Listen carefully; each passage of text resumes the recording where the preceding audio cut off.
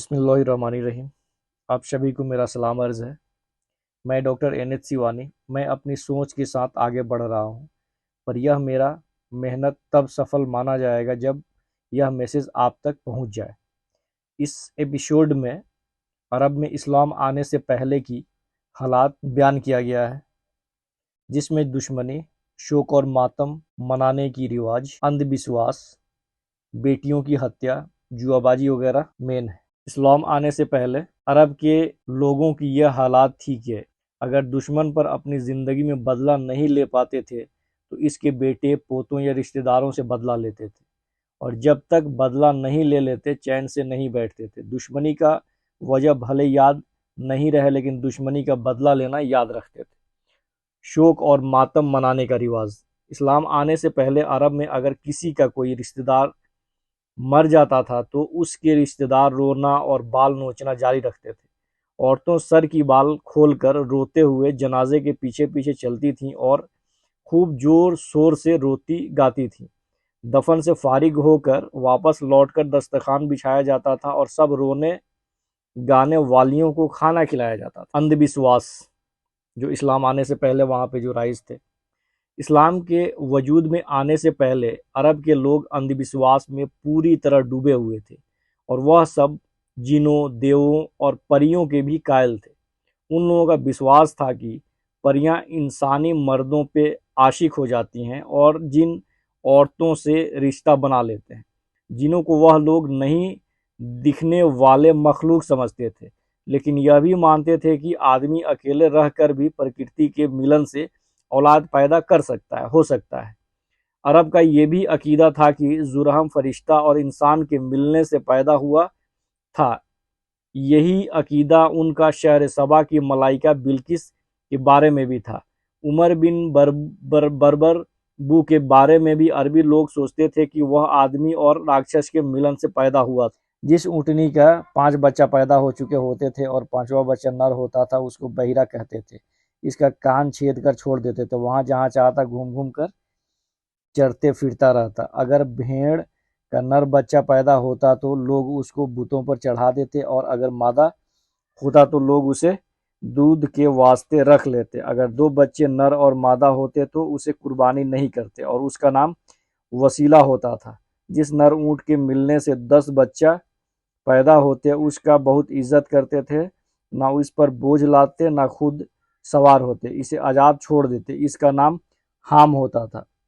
बुतों के सामने या बुतखाने के सीढ़ी पर तीर एक तरकश या तीर रखने वाले बैग में रखे रहते थे। एक ला और दूसरे पर नम लिखा होता था। यह तीर एक तरकश में रखा रहता था। जब कोई खास और अहम काम होता तो पहले जाकर तरकश में से एक तीर निकालते। अगर ला वाला तीर निकलता तो इस काम को नहीं करते, और अगर नम वाला तीर निकल आता तो इजाज़त समझते। खाली तीर निकलता तो दोबारा निकालते और उस वक्त तक निकालते रहते जब तक कि लॉ या नम नहीं निकल जाता। रतम एक किस्म का पेड़ है। जब कोई मर्द सफ़र पर जाते तो रतम की बारीक शाख या डाल में गिरह लगा देते। वापस लौटने पर देखते कि इस शाख में गिरह लगी हुई है या खुल गई है। अगर गिरह लगा हुआ दिखता तो समझते कि बीवी पाक दामन है, और अगर खुली हुई पाते तो मानते कि बीवी मेरी गैर मौजूदगी में जरूर किसी के साथ बदकारी की है। जब कोई आदमी मर जाता तो इसकी ऊँटनी को इसके कब्र के पास बांधकर इसकी आंखें बंद कर देते, यहाँ तक कि वह मर जाती, और ऊँटनी सर इसके सीना के करीब बांध देते और इसी हालत में छोड़ देते यहाँ तक कि वह मर जाती। यह काम उनके मानने के मुताबिक इसलिए किया जाता ताकि मरने के बाद यह आदमी जब कब्र से उठेगा तो इसी ऊँटनी पर सवार होकर उठेगा। जब कोई गाय पानी नहीं पीती तो बैलों को मारते। वह मानते थे कि बैल पर कोई जिन सवार हो गया है जो गाय को पानी पीने से रोकता है। उनका यह भी विश्वास था कि जब किसी का कत्ल हो जाता है तो उसके सिर से एक चिड़िया जिसका नाम हामे है निकलता है, और जब तक बदला नहीं ले लिया जाए तब तक मुझे पानी पिलाओ, मुझे पानी पिलाओ चीखते रहता है। उनका यह भी मानना था कि हर इंसान के पेट में सांप रहता है, और जब उसे भूख लगता है तब पसली यानी सीना की हड्डियों से गोश्त नोच नोच कर खाता है। उन लोगों का यह भी अकीदा था कि अगर किसी औरत के बच्चे मर जाया करते हों और वह औरत किसी शरीफ आदमी की लाश को अपने पैरों तले रौंदे तो उसके बच्चे जीने लगते हैं। उनका यह भी विश्वास था कि जिन्नात खरगोश से बहुत डरता है, इसलिए जिनों से महफूज रहने के लिए खरगोश की हड्डी तावीज़ के तौर पर बच्चों के गले में डालते थे। दुख्तरकशी यानी बेटियों की हत्या। बनी तमीम और बनी कुरैश कबीला में दुख्तरकशी की रिवाज सबसे ज़्यादा थी। इस सब फ़ख्र करते थे और इज्जत की निशानी समझते थे। कुछ घरानों में यह शंगदिली इतना ज़्यादा थी कि लड़की जब बड़ी हो जाती और इसकी उम्र करीब 5 साल की हो जाती तब इसको अच्छे कपड़े पहनाकर इसका पत्थर दिल बाप खुद लेकर बस्ती से बाहर चला जाता, जहां वह पहले से ही एक बड़ा गड्ढा खोद आता था। उसके किनारे इस लड़की को खड़ा कर देता और पीछे से धक्का देकर उस गड्ढे में गिरा देता।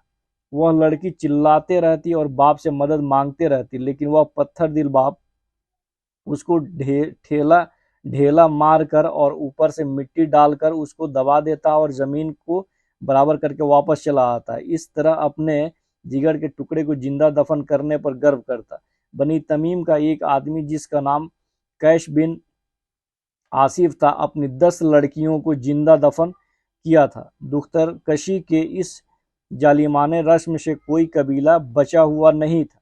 बस यही था कि किसी कबीला में यह रस्म ज्यादा थी तो किसी में कम। जुआबाजी। अरब जाहिलियत में जुआ के भी चाहने वाले बहुत लोग थे। ज्यादातर जुआ अजलाम जो एक जुआ खेलने का तरीका था, उसी तरीके से खेला जाता था। अजलाम जुआ खेलने के एक खास तीर होते हैं तरीके होते थे, जिस पर नहीं लगे होते थे उनकी संख्या 10 हुआ करता था। जिस तीर पर नहीं लगे होते थे उनकी संख्या 10। हर एक तीर का अलग अलग नाम हुआ करता था, जैसे गज, तवाम, रकीब। इसमें से हर एक तीर का एक खास हिस्सा होता था, जैसे गज का एक हिस्सा, तवाम का 2, रकीब का 3, इसी तरह एक एक बढ़ता जाता है, यहाँ तक कि मुअल्ली का 7 हिस्सा हुआ करता था। उसके बाद के 3 तीर यानी आखिर के 3 तीर का कोई हिस्सा नहीं होता था। 10 मालदार लोग मोटी मोटी बकरियों को खरीद लेते और उनको जबह करके 28 हिस्सों में बांट देते और सभी तीरों को एक तरकश यानी कि एक तीर रखने वाले बैग में रख कर एक आदमी को दे देते। वह एक एक तीर निकाल कर एक एक आदमी के हाथ में देते जाता। जो तीर जिस आदमी के पास आता इसी के हिसाब से इसको हिस्सा मिलता। आखिर 3 तीर जिसके हाथ आता वह तीनों महरूम रहते, यानी उनको एक भी हिस्सा नहीं मिलता था। यह जुआ खाना काबा के अंदर हुब्बल बूत के सामने खेला जाता था।